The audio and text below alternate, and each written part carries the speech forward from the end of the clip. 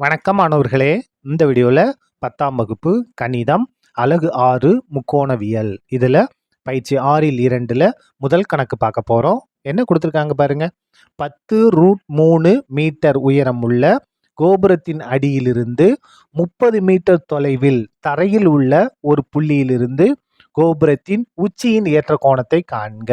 என்ன கொடுத்துருக்காங்க? இந்த கணக்குகளை தெளிவாக படித்து பார்த்துட்டு நம்ம படம் வரையணும்.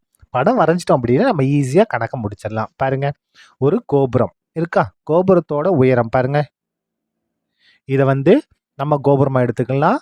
இதோட உயரம் 10√3 மீட்டர். இந்த கோபுரத்தோட அடி இருக்கு இல்லையா, இங்க இருந்து எவ்வளோ தொலைவில் நிற்கிறோம்? ஒரு 30 மீட்டர் தொலைவில் நம்ம நிற்கிறோம். அப்போ இந்த புள்ளியிலிருந்து நம்ம என்ன செய்ய போகிறோம்? கோபுரத்தோட உச்சியை நம்ம பார்க்க போகிறோம். பார்க்கலாமா? பாருங்க, கோபுரத்தோட உச்சியை பார்க்க போகிறோம். இப்படி பார்க்கும்போது இந்த இடத்துல கோணம் உண்டாகும். அந்த கோணத்தை தான் நம்ம கண்டுபிடிக்கணும்.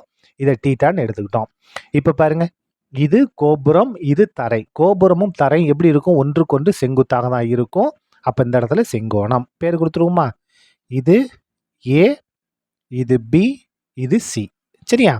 இப்போ பாருங்க, நமக்கு இந்த செங்கோணத்துக்கு எதிரே இருக்கக்கூடிய பக்கம் கர்ணம், இந்த குறுங்கோணம் டீட்டாவுக்கு எதிரே இருக்கக்கூடியது எதிர்பக்கம், மீதி இருக்கக்கூடியது அடுத்துள்ள பக்கம்.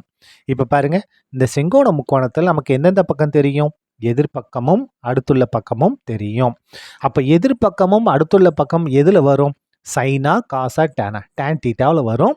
டேன்ற விகிதத்தை தான் நம்ம பயன்படுத்த போகிறோம். சரியா? பாருங்க, கோபுர உச்சியோட ஏற்ற கோணத்தை நம்ம டீட்டான்னு எடுத்துக்கிட்டோம். இந்த இடத்துல எழுதிடுவோம் செங்கோண முக்கோணம். செங்கோண முக்கோணம். எந்த செங்கோண முக்கோணம்?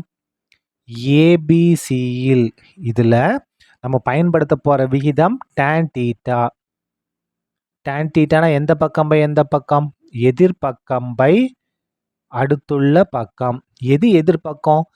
ஏபி தான் எதிர்பக்கம். எது அடுத்துள்ள பக்கம்? பிசி தான் அடுத்துள்ள பக்கம். இப்போ பாருங்க, டேன் டீட்டா ஈக்குவல் டு எதிர்பக்கம் ஏபியோட மதிப்பு 10√3 மீட்டர் பை பிசியோட மதிப்பு பாருங்க 30 மீட்டர். சரியா?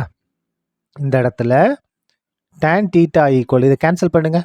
1 10 10, 3 10 30. இந்த இடத்துல இந்த √3 மிச்சம் இருக்கும். இங்கே பகுதியில் 3 இருக்கா? இதை நம்ம எப்படி எழுதலாம் அப்படின்னா √3 பெருக்கல் √3ன்னு எழுதலாம். 3 √3 பெருக்கல் √3 எழுதலாம். √3 பெருக்கல் என்ன வரும்? √9. 9க்கு வர்க்கம் எடுத்தால் 3. அப்போ 3 நம்ம எப்படி எழுதலாம்? √3 பெருக்கல் √3ன்னு எழுதலாம். கேன்சல் பண்ணுங்க. இந்த √3 இந்த √3 கேன்சல் ஆயிடுச்சு. அப்போ டேன் டீட்டா ஈக்குவல் டு தொகுதியில் எதுவுமே இல்லை. என்ன இருக்கு? 1 பை √3. இப்போ பாருங்க, ஒரு முக்கியமான step. Tan theta equal to இந்த 1 பை √3 டேனில் எங்கே வரும்? 30 டிகிரியில் வரும். டேன் 30 டிகிரியோட மதிப்பு, டேன் 30 டிகிரியோட மதிப்பு 1 பை √3. அப்போ 1 பை √3க்கு பதில் நம்ம என்ன மாற்றலாம்? டேன் 30ன்னு மாற்றலாம். இந்த 1 பை √3க்கு பதிலாக நம்ம என்ன மாற்றிடலாம்? டேன் 30 டிகிரின்னு மாற்றிடலாம். இப்போ பாருங்க, இங்கேயும் டேன் இருக்குது, இங்கேயும் டேன் இருக்குது. விகிதங்கள் சமம். அப்போ கோணங்கள் எப்படி தான் இருக்கும்? சமமாகத்தான் இருக்கும். தேர்ஃபோர் டீட்டா ஈக்குவல் டு எவ்வளவு? 30 டிகிரி. இதான் என்னது? நமக்கு தேவையான ஏற்ற கோணம். எவ்வளவு? 30 டிகிரி. இந்த இடத்துல 30 டிகிரி கோணம் உண்டாகும். சரியா? அவ்வளோதான். இந்த கணக்கு முடிந்தது. நன்றி.